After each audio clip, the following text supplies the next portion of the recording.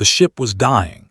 Commander Hayes could feel it in every vibration that ran through the metal walls of the exploration vessel Discovery.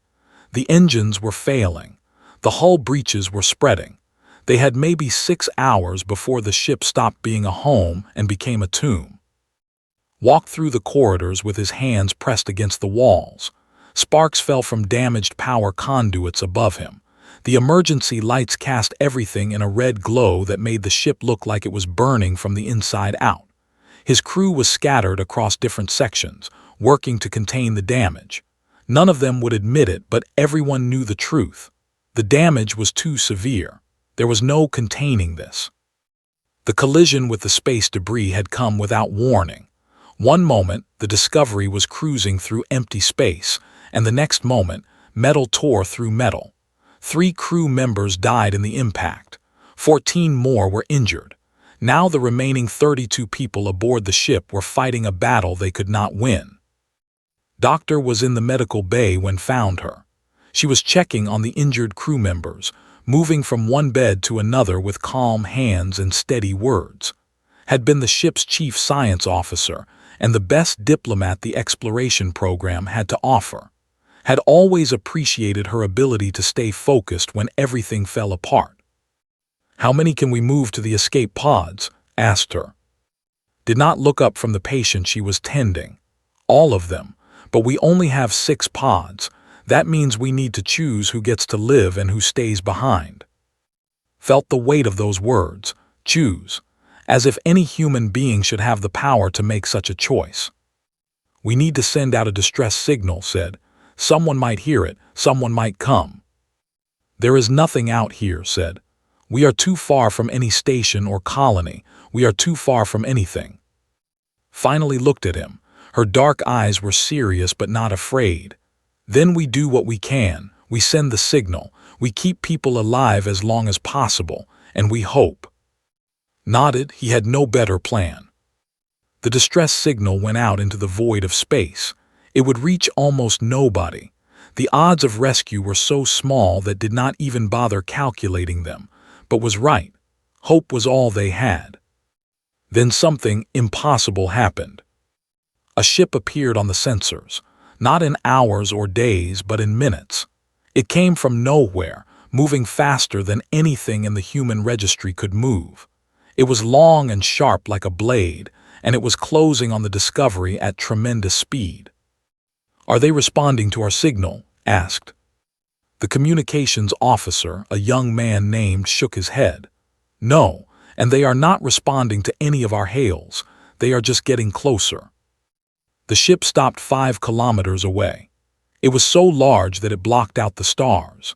Had spent his entire life studying alien species in theory, reading reports, preparing for first contact. But nothing had prepared him for the reality of seeing something so foreign, so massive, so clearly designed for war.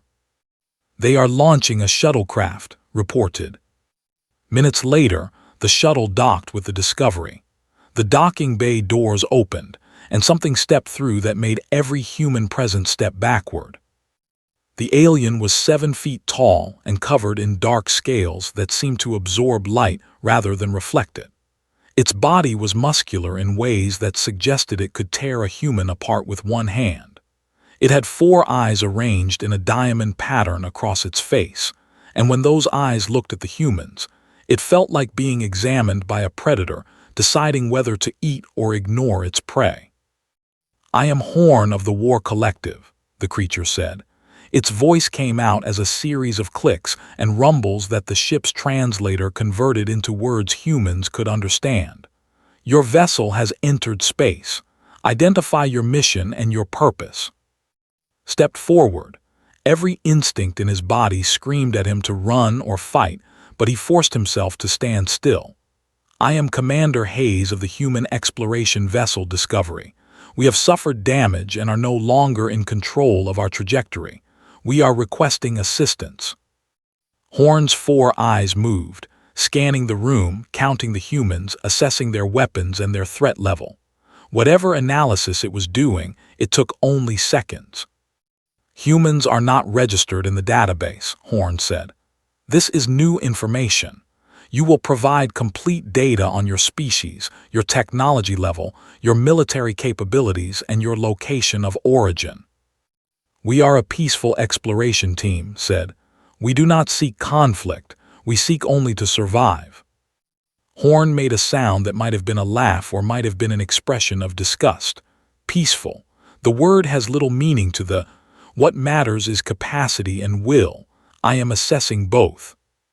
Moved forward, tried to grab her arm, but she stepped away from him.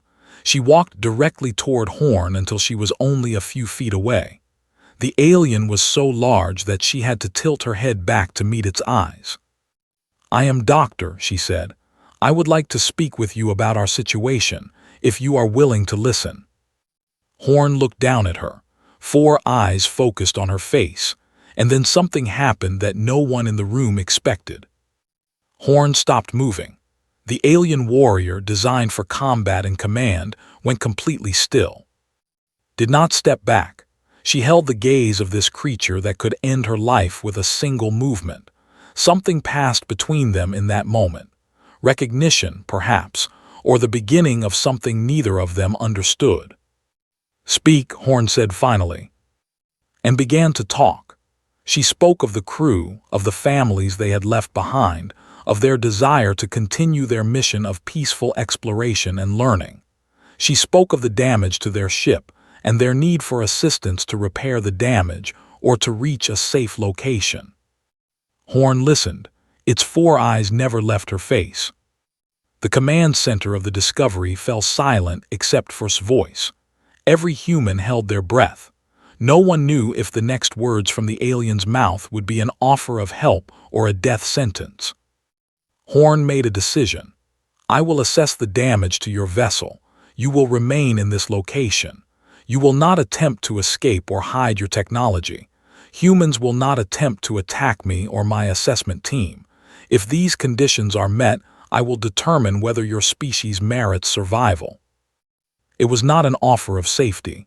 It was not a guarantee of rescue, but it was a chance. Nodded, thank you. Horn turned away from her and began to walk deeper into the Discovery, followed him, and found himself following as well. The alien warrior had come to assess a primitive species and determine their fate. He did not expect that assessment to change him in ways that would reshape the future of 2 civilizations. But that change had already begun. It began the moment he looked at and could not turn away, led Horn through the corridors of the damaged ship. The alien's massive frame barely fit through the passages. His scaled skin caught on rough edges as he moved, leaving thin scratches in the metal. He did not complain or slow down. He simply moved forward, processing everything he saw. The damage was extensive. Entire sections of the ship were sealed off due to hull breaches. The gravity generators were failing, which meant some areas had too much gravity and others had none at all. Equipment lay scattered across floors, and everywhere there were humans trying to fix things, patch holes, and keep their ship from falling apart completely. Horn observed them all with those 4 unblinking eyes. He watched a woman use her body to block a vent while a man welded repairs. He watched 2 crew members comfort an injured colleague. He watched a group of 3 work together to shift heavy machinery. Everything he saw, he analyzed. Your crew is poorly equipped, Horn said. It was not a question or an insult. It was an observation. Your technology is primitive. Your physical strength is inferior to my species. Your ability to survive in harsh conditions is limited. By every standard that matters, you should be dead already. We should be, agreed. But we are not, that is what matters. They entered the main engine room. The damage here was catastrophic. The collision had bent the main engine housing. Coolant was leaking from a dozen different places. The crew member in charge of repairs was a talented engineer who had been working for 3 hours straight without rest. Looked up when they entered. His face went pale when he saw Horn, but he did not run. Instead, he stood and tried to look professional, was impressed by his courage. This reactor will fail in less than 4 hours, Horn said, examining the damage. The structural integrity of the core is compromised. You cannot repair this. You cannot save this ship. Felt her heart sink. She had known this was true, but hearing it from an objective voice made it real in a new way. No, said, we cannot save the ship, but we can save the people. That is what humans do. We do not abandon our crew members. We do not calculate efficiency and decide that some lives are worth less than others. We protect each other. That philosophy is inefficient, Horn said. Efficiency requires sacrifice. Some must die so that others can live. Maybe in your world, said, but humans measure efficiency differently. We measure it in how many we can save, not how many we must lose. We measure it in loyalty and in keeping faith with each other. Horn was quiet for a long moment. His 4 eyes moved back and forth, studying as if she were a complex equation he was trying to solve. Come with me, Horn said. He led her away from and the others. They went to a medical bay where the most severely injured crew members were being treated. Doctor, the ship's medical officer, was treating a woman who had severe burns across her entire left side. The woman was in pain, and there was very little that could be done for her. The medical equipment on the Discovery was not advanced enough to treat such injuries. Looked up when he saw Horn and enter. He moved instinctively to shield the injured woman, as if his body could protect her from an alien predator. It is all right, said Tu. He is just observing. But Horn was not just observing. He was watching the injured woman. He saw reach out and take the woman's hand. He saw speak softly, telling her that everything was going to be okay. It was a lie, of course. The woman was going to suffer for weeks before she recovered, if she recovered at all, but told her the lie anyway, and she said it with such conviction that the woman actually seemed to relax. Why do you do this? Horn asked. The woman is suffering. You cannot eliminate her suffering. Why offer false hope? Because hope is not about the odds, said. Hope is about having a reason to keep fighting. As long as she believes she will survive, she will fight. And as long as she fights, there is a chance. Horn seemed puzzled by this. In the way of thinking, weakness was something to be discarded. Suffering was something to be ended with efficiency. Hope without a logical basis was foolish. Then there was a sound from down the corridor, a child's scream. His head snapped up immediately. She ran toward the sound and Horn followed.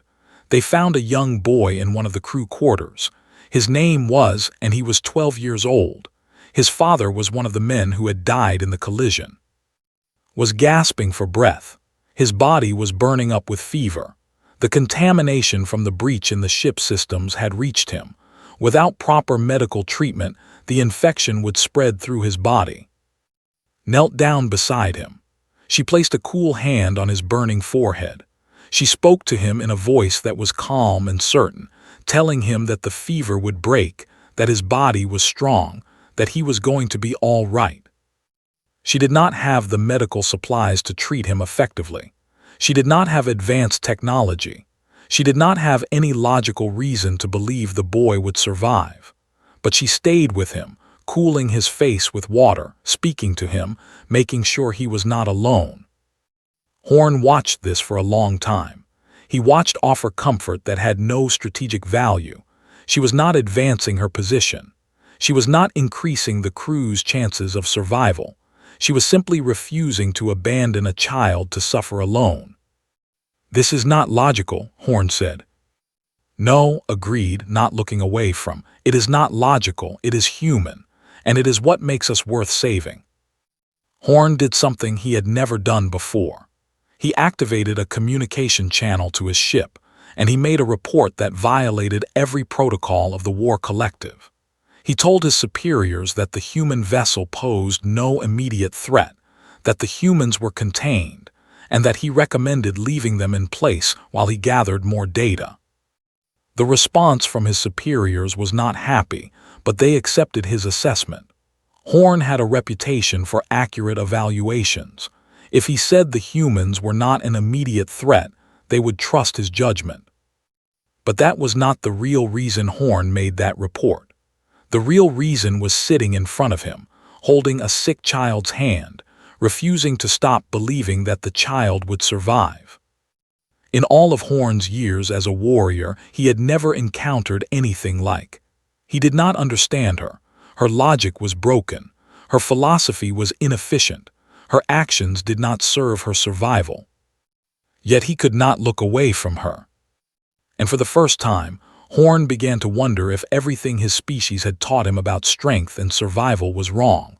Horn spent the next 3 days aboard the Discovery. His assessment team worked on calculating the ship's remaining operational time. The results were grim. The reactor would fail in approximately 16 hours. After that, life support would fail. The ship had maybe 18 hours before it became a floating tomb. But Horn did not leave. His superiors in the collective sent him multiple messages asking why he remained aboard a dying vessel with a primitive species. Horn sent back detailed reports of his findings. He told them that the humans posed no threat. He told them that the species was too fragmented and too primitive to ever develop into a galactic power. He told them that leaving the humans to die would serve no strategic purpose. None of these reports were lies, but they were not the full truth either. The full truth was that Horn could not leave. He watched work. She moved through the damaged ship like she was powered by something that had nothing to do with logic or survival instinct. She organized the crew. She made sure the injured were cared for. She held Young through his fever, and by the 3rd day, his condition had started to improve. "The boy will live," told Horn as she brought him water. Even in the middle of a crisis, she remembered that the alien warrior needed water to keep his scales from drying out. It was a small thing, but it revealed something essential about her. She paid attention to the needs of others. "Your actions have created inefficiency," Horn said. "Resources spent on caring for the sick are resources that cannot be spent on repairs. The logical choice would have been to focus all available personnel on trying to fix the reactor." "The logical choice by your measurements," said, "not by ours. We could sacrifice everyone else in this room to save one child, and we would consider that a good trade. That is what makes us human." Horn struggled with this concept. In the collective, resources were managed for maximum efficiency. The weak were not protected. The sick were not treated beyond a certain point of recovery. Every action was calculated to benefit the greatest number, even if it meant abandoning individuals. "I do not understand," Horn said. "Why value the life of one when many could be served?" Sat down beside him. This was one of the few times when they were truly alone, without other crew members nearby. "Among my people there is a story," said. "It is an ancient story. A man stands on a beach where starfish have been washed ashore. There are thousands of them, and if they are not returned to the water, they will die. The man is throwing them back into the ocean one at a time. Someone asks him why he bothers because he cannot save them all, and the man says, because it matters to this one." Pointed at Horn's chest. "That is why we do what we do, not because it is logical, not because it saves everyone. We do it because it matters to the individuals we save, because we refuse to accept that some lives are worth less than others." Horn made a sound that was somewhere between a rumble and a sigh. His 4 eyes fixed on space, and there was something vulnerable in his expression. Something that had nothing to do with his warrior training or his military protocols. "Among my people I am not considered beautiful," Horn said. His voice was quiet, almost uncertain. This was not the confident warrior who had boarded the Discovery. This was something else. This was something honest. "My scales lack the metallic sheen that the value. My eye color is wrong. I am too tall and my structure is too thin by the standards of my species. I became a warrior because it was the only way I could be valuable to my people. Strength could not be, even if appearance was flawed." Reached out and touched his arm. Even though his scales were hard and cold, she did not pull back. "I'm not beautiful like you are," she said. "Not by human standards. I'm too tall for my gender. My hair is not the color that most humans prefer. My face is not symmetrical in the way humans find attractive. But I was never valued for my appearance. I was valued for what I do, for how I care for others, for my ability to think and reason and connect with people different from myself. She paused, and then she said something that changed everything. If I had to measure beauty by human standards, I would tell you that you are beautiful in the only way that truly matters. You choose compassion even though it goes against everything your people taught you. You protect the weak even though your species taught you weakness should be discarded.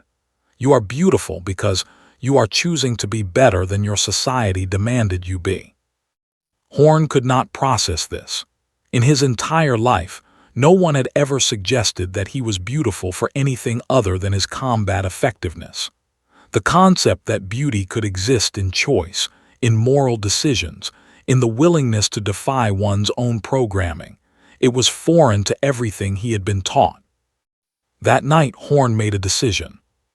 He sent a message to his superiors. He informed them that the human vessel and its crew posed no strategic threat. He recommended that they be left in peace.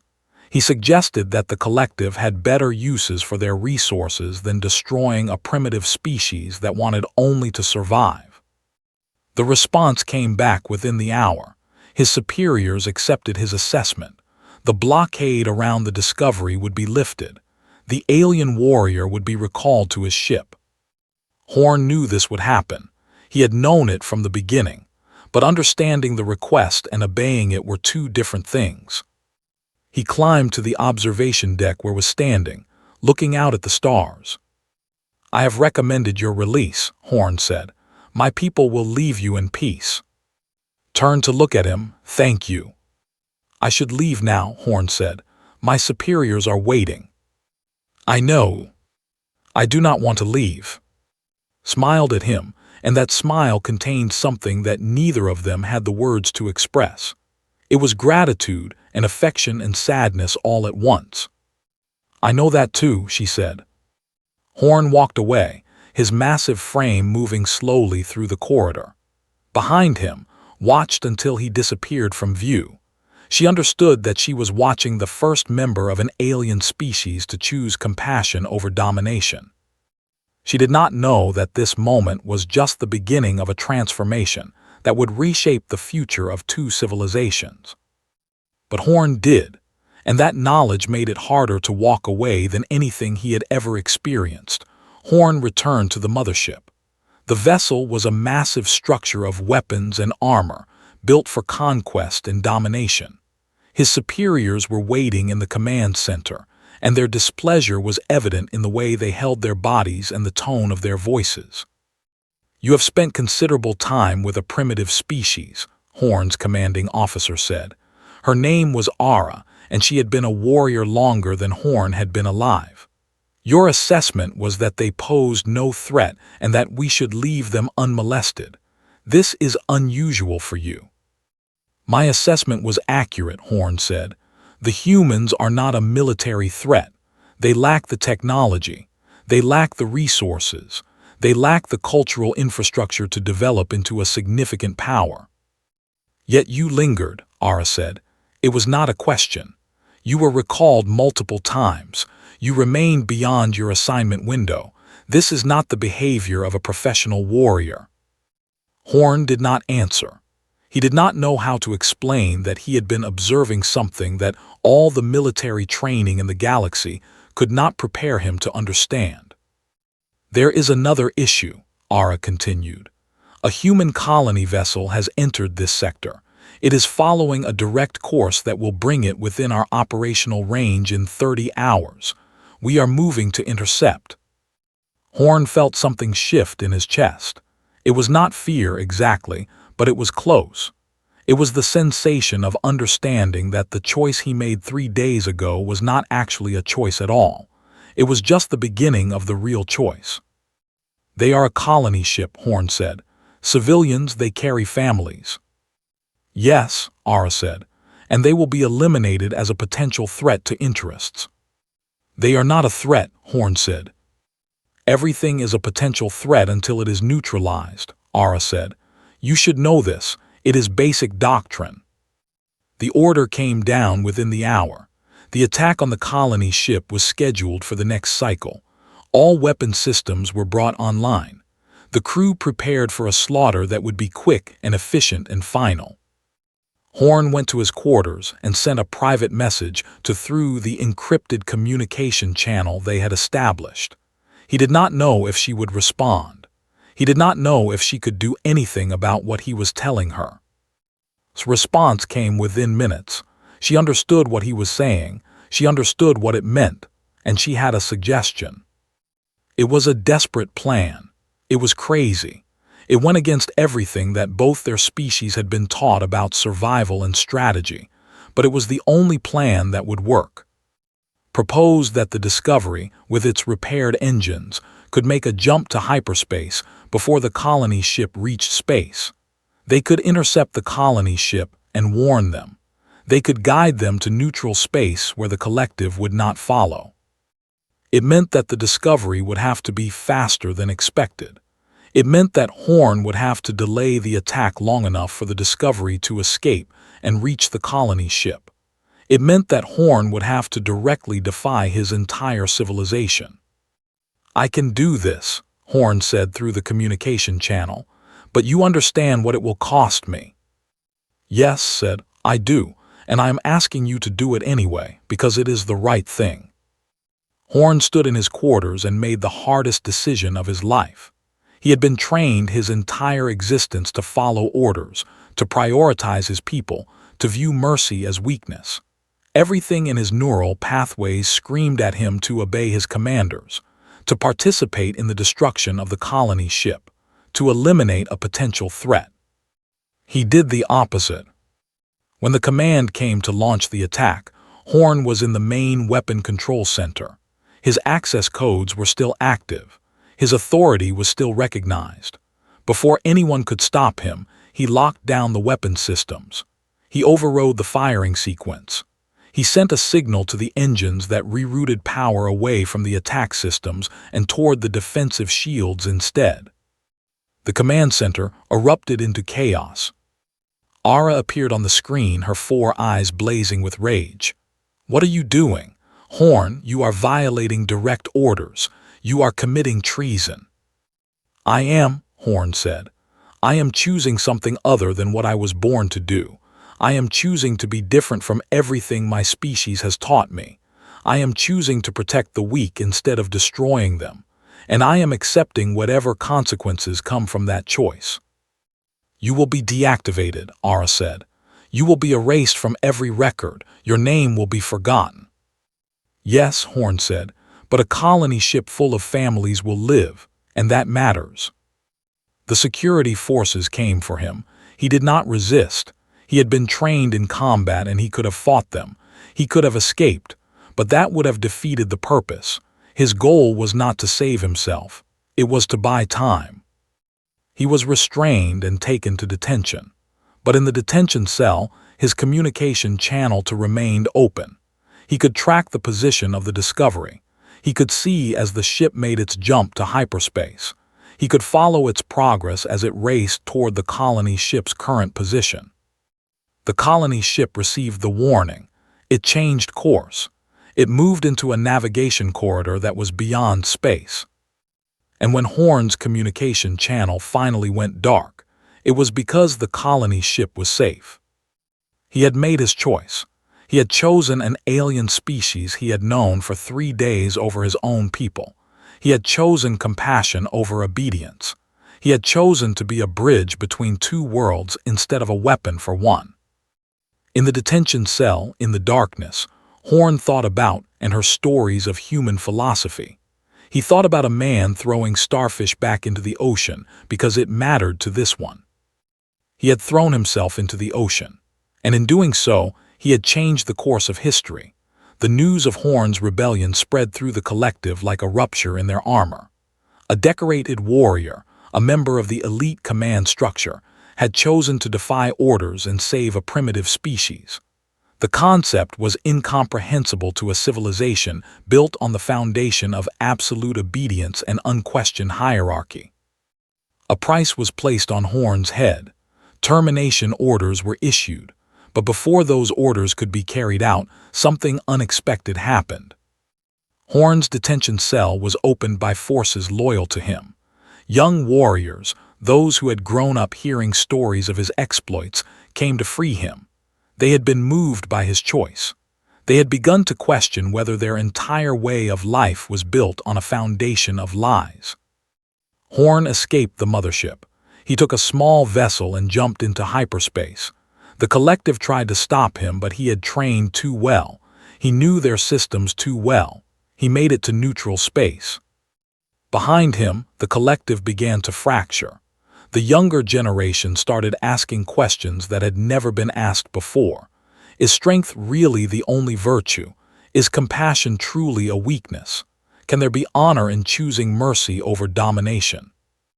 The mutation that Horn's rebellion had started would spread for generations. But that was in the future. In the present, Horn was alone in a small ship, traveling through the darkness between stars. Was waiting for him when he emerged in human space.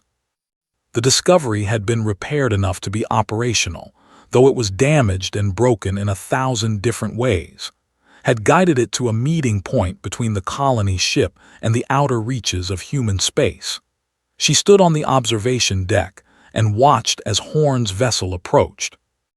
The colony ship was a massive structure, carrying 5,000 people to a new home among the stars. The commander of the colony ship was a military officer named David, a man who had spent his entire career preparing for first contact with alien species. When told him about Horn, he listened carefully. He heard about a warrior who had betrayed his entire civilization to save humans he did not know. He heard about a choice made in favor of mercy and compassion. David made a decision that would change history. He decided that humanity's first real contact with an alien species would not be driven by fear or hostility. It would be driven by the choice to see Horn not as a threat, but as an opportunity. The meeting took place in neutral space, on a station that belonged to neither humans nor. It took place in a single room where two creatures from different worlds came together to speak about building a new kind of future. Horn and faced each other across a table. The difference between them was stark. He was massive and scaled and alien. She was small and fragile and human. By every biological measure, they should have been enemies. I am no longer of the, Horn said. I do not belong to any empire or collective. I am a warrior without a war, a creature without a people. No, said. You have a people now, you have humans, and you have yourself, that is enough. Is it? Horn asked. I chose to betray everything, to destroy my place in my civilization, for what? For a species I barely know. For something better, said. For the possibility of a future that is different from the ones our peoples were bound to create. For the chance to be something new. David stepped forward. He extended his hand in the human gesture of peace. Horn looked at the small, fragile hand, and then he extended his own clawed appendage to meet it. I am Commander David, the human said. I would like to propose something unprecedented. I would like to propose that humans and begin a dialogue, not as conquerors and conquered, but as peoples willing to understand each other. The collective will reject this, Horn said. They will see it as weakness. Perhaps, David said, but there are others in the hierarchy who may see it differently. There are those who are beginning to question. And if we show them that there is another way, that there is strength in choosing peace, then maybe the rupture you created will become a transformation. Over the following weeks, Horn became the first official ambassador between humans and the. He carried messages between worlds. He explained human philosophy to a species that valued only strength. He explained compassion to a civilization that viewed mercy as extinction. It was not easy. Many in both species opposed the dialogue. The hierarchy considered him a traitor. Some humans feared that any contact with it was dangerous, but David and pushed forward. They sent him with gifts that carried meaning, stories of human persistence, records of how the weak had changed history, documents showing that in human civilization, individuals had stood against empires and won. Slowly, change began to happen. Young warriors started studying human philosophy. They began to understand that there were other ways to measure honor besides pure military dominance. The movement that Horn's rebellion had started began to grow. On a clear night, and Horn stood together on a platform overlooking a human colony world. The world was beautiful, with vast oceans and great mountains. It was a world where humans had built their homes, raised their families, and created a civilization based on choice rather than conquest. Horn repeated the words he had whispered in the human vessel, in the moment of their first meeting. "I am not beautiful like humans are." Turned to look at him. She took his clawed hand in her small human hand. "No," she said, "you are not beautiful like humans are. You are beautiful because you chose to be better than what you were born to be. You are beautiful because you looked at an impossible choice and chose compassion. You are beautiful because you are the first of your kind to believe that there is more to life than conquest and domination." She paused and then she smiled. "You are beautiful because you matter, and it matters to me that you exist." Horn looked at their joined hands. The human hand was so small, so fragile, so easily broken. Yet it was the hand that had changed him, the hand that had shown him a different way to live. The stars above them began to shift as new ships entered the space. Human vessels and vessels, traveling together, not as conquerors and conquered, but as peoples willing to learn from each other. It had started with a broken ship and a desperate plea for help. It had started with an alien warrior who could not look away from a human woman who showed him that strength could be measured in mercy. Now it was becoming something that neither species could have imagined alone, a bridge between